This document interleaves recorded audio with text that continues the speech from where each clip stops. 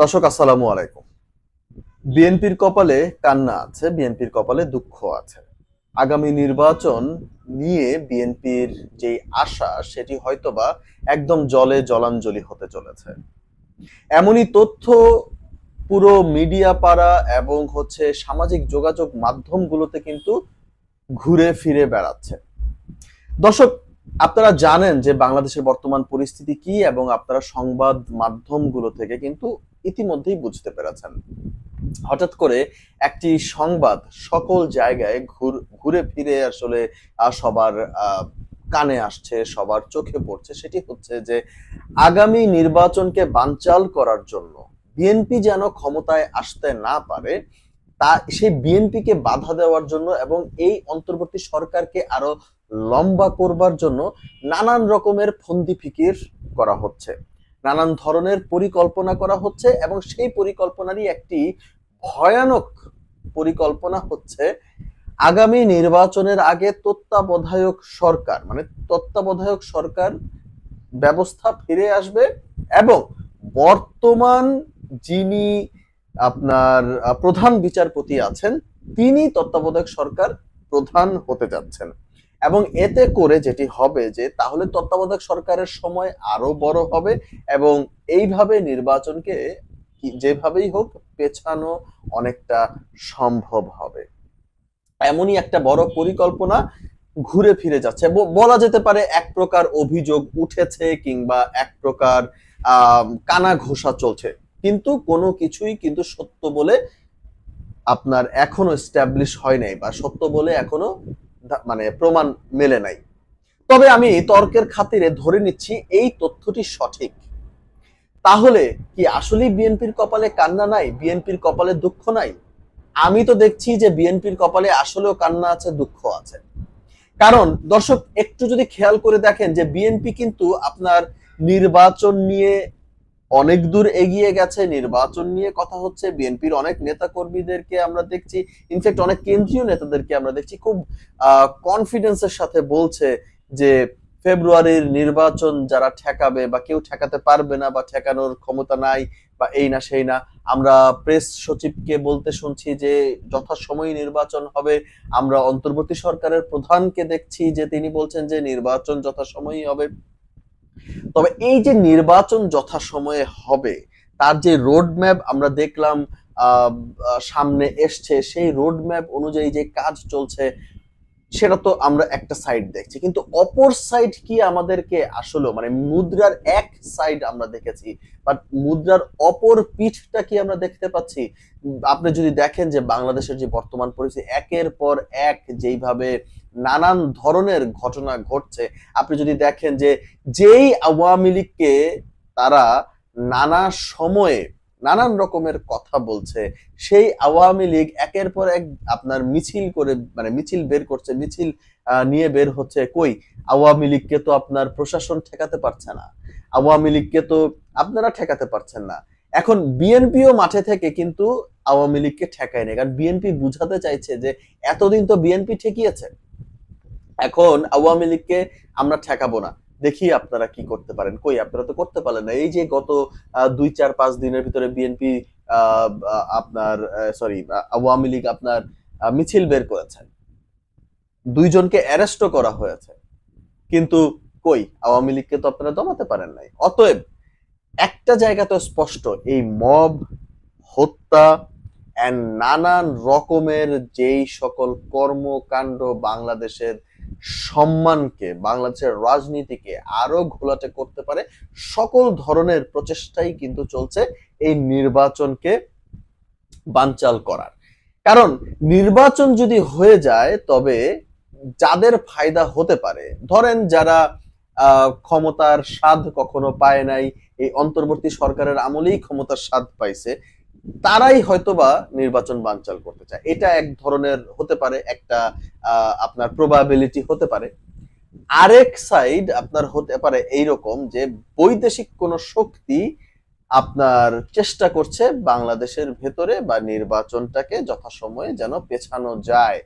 তারা চাইছে না যে বিএনপি ক্ষমতায় আসুক। যদি বিএনপি ক্ষমতায় আসে তাহলে হয়তোবা তাদের যেই চাহিদা, মানে আমি বিদেশি শক্তির কথা বলছি, তাদের যেই চাহিদা, সেই চাহিদা হয়তোবা পূরণ হবে না, বা সেই চাহিদায় হয়তোবা পানি পানি পড়ে যাবে। এইটা হতে পারে আরেকটা কারণ, যেই কারণে আপনার তারা নির্বাচন হইতে দিতে চাচ্ছে না।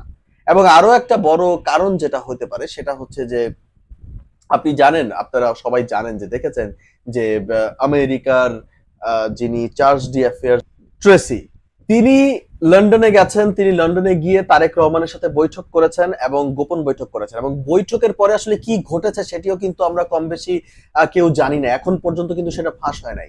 সব থেকে বড় যে বিষয়টি সেটি হচ্ছে, আপনারা যদি একটু খেয়াল করে দেখেন, সেটা হচ্ছে যে তাদের বৈঠকটা যখন হয়েছে সেটা হচ্ছে জুলাই মাসে হয়েছে, এবং রোড ম্যাপটা ঘোষণা করা হয়েছে আপনার জুন মাসে তাদের বৈঠকটা হয়েছে, এবং আগস্ট মাসে হচ্ছে আপনার রোড ম্যাপ ঘোষণা করা হয়েছে। এই যে রোড ম্যাপ ঘোষণা করার ঠিক পরপরই কিন্তু আপনি দেখেছেন যে তারেক রহমানের তরফ থেকে জানানো হয়েছে যে এই বৈঠকটি সম্পর্কে, এবং বাংলাদেশে যে আমেরিকার দূতাবাস আছে সেই দূতাবাসের বরাত দিয়েও আমরা যেটি জানতে পেরেছি সেটি হচ্ছে যে এটি একটি রেগুলার বৈঠক ছিল। তো আমার কথা হচ্ছে, যদি রেগুলার বৈঠক হয়, তবে প্রশ্ন হচ্ছে যে উনি অ্যাম্বাসেডার, উনি তো যাবে হচ্ছে আপনার আমেরিকাতে, ওনার কাজ হচ্ছে আমেরিকা টু ঢাকা, কিন্তু মাঝখানে উনি লন্ডনে কেন গেলেন? তার মানে কতটা গুরুত্বপূর্ণ বৈঠক হলে তিনি লন্ডনে গিয়ে দেখা করতে পেরেছেন। তার মানে ডেফিনেটলি পর্দার আড়ালে কোনো একটা নেগোসিয়েশন, কোনো একটা কথা হয়তো বা হয়েছে, বা এরকম কিছু হতে পারে যে আমেরিকা এখানে একটা আস্থার জায়গা নিতে চাইছে, যে যেই দল তাদেরকে সেই আস্থার জায়গাটি দিতে পারবে, যে বাংলাদেশের সঙ্গে তাদের যে স্বার্থ আছে, নিজস্ব স্বার্থ, কারণ পৃথিবী একটা মাল্টিপোলার সিস্টেমে চলছে, এবং এই মাল্টিপোলার সিস্টেমে যখন মানে যে যার মতো করে একটা পোলার তৈরি করতে চাইছে, সো এই যে পোলারটা তৈরি করা, আমেরিকা নিজের জাতীয় স্বার্থের কারণে আপনার শিওর হইতে চাচ্ছে যে বিএনপি থেকে সে কি পাবে, সে জামায়াতের থেকে কি পাবে, সে তার থেকে কি পাবে, এইরকম নানান ভাবে সে তার মতো করে চিন্তা করছে। ঠিক সেইভাবেই অন্য আরো যারা বিদেশি শক্তি আছে তারাও কিন্তু বসে নাই। তো আমার কাছে মনে হচ্ছে যে তারাও চাইছে যে নির্বাচনটা যদি ভন্ডুল করা যায় বা বানচাল করা যেতে পারে, তাহলে হয়তোবা বিএনপি ক্ষমতায় আসবে না, বা বিএনপি ক্ষমতায় আসলে হয়তোবা তাদের স্বার্থ বিরোধী কোনো কাজ হতে পারে। কারণ বিএনপি একটা ঘোষণা সোজা সাপটা দিয়ে দিয়েছে, সেটি হচ্ছে যে বাংলাদেশ ফার্স্ট, এবং বাংলাদেশ ফার্স্ট নীতিতেই কিন্তু বিএনপি আগাচ্ছে। কিন্তু বিএনপির কিছু কেন্দ্রীয় নেতা আছেন যাদের ব্যাপারে কিন্তু আপনার ঠিক ভালো কোনো রিপোর্ট নাই। তারা অতীতেও যেমন আপনার আওয়ামী লীগের সাথে আতাত করে চলেছে, এখনো তারা আতাত করে এখন তারা বিএনপির পক্ষে চলে গেছে। আসলে এটা কি ধরনের গেম হয়েছে আমার আসলে বুঝে আসছে না।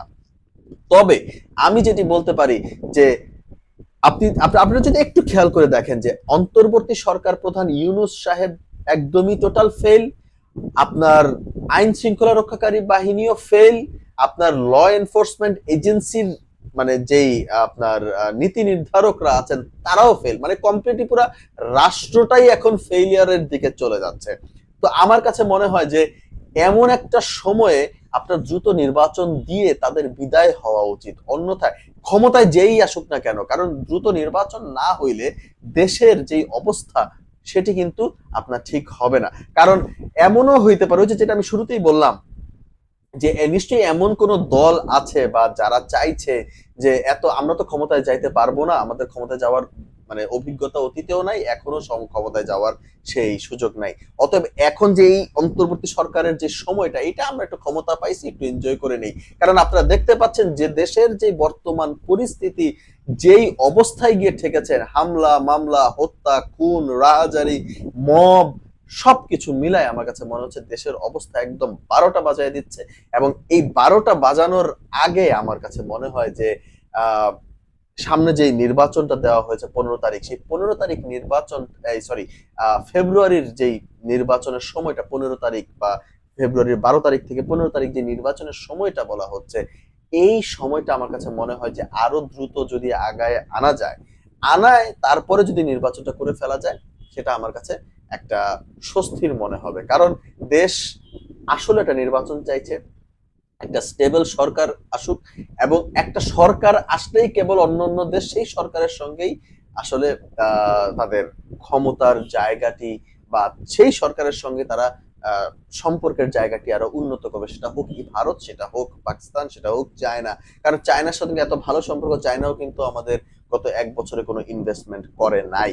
অতএব আমার কাছে যেটি মনে হয় যে এই নির্বাচনকে কেন্দ্র করে বিএনপির যে আশা, বিএনপির যেই স্বপ্ন, সেটি হয়তোবা খুব দ্রুততম সময়ের মধ্যে একদম নিঃশেষ হয়ে যাবে। কারণ বিএনপি কপালে আসলেই দুঃখ আছে। কারণ বিএনপি, আপনারা দেখেছেন যে বিএনপি জাতীয় পার্টির কার্যালয়ে অগ্নিকাণ্ডের যে ঘটনা ঘটেছে সেটির ব্যাপারে একটা বিবৃতি দিয়েছে, তীব্র নিন্দা জানিয়েছে। এখন বিএনপিকে এটা চিন্তা করতে হবে জনগণের পালস।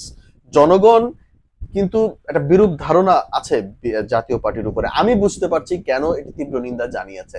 তো বিএনপিরও সেই জনগণের পালসটা বুঝতে হবে, বিএনপির নেতা কর্মীদেরকেও সেই পালসটা বুঝতে হবে। অতএব সেই পালস বুঝে যদি তারা সামনের সময়ে এগিয়ে যেতে পারে তাহলে আমার মনে হয় ভালো হবে। অন্যথায় বিএনপির কপালে দুঃখ আছে, কান্না আছে। অতএব দর্শক, আপনারা কি মনে করছেন সেটি অবশ্যই কমেন্টের মাধ্যমে জানাবেন। তবে শেষ করার আগে আরো একটা ব্যাপার যেটি আমি বলে যেতে চাই, সেটি হচ্ছে যে বিএনপির এই সময়ে তারেক রহমানের ফেরা খুবই খুবই খুবই জরুরি। অন্যথায় বিএনপিকে আসলে একটা সামনে থেকে নেতৃত্ব দেবার যেই একটা ব্যাপার, সেটা কিন্তু আসলে হচ্ছে না। বিএনপি ক্রমেই কিন্তু আপনার একটা, আমি বলবো যে একটা একটা একটা ট্র্যাপের মধ্যে পড়তে যাচ্ছে। বাকি দর্শক আপনারা কি মনে করছেন সেটি অবশ্যই কমেন্টের মাধ্যমে জানিয়ে দিতে পারেন। ধন্যবাদ।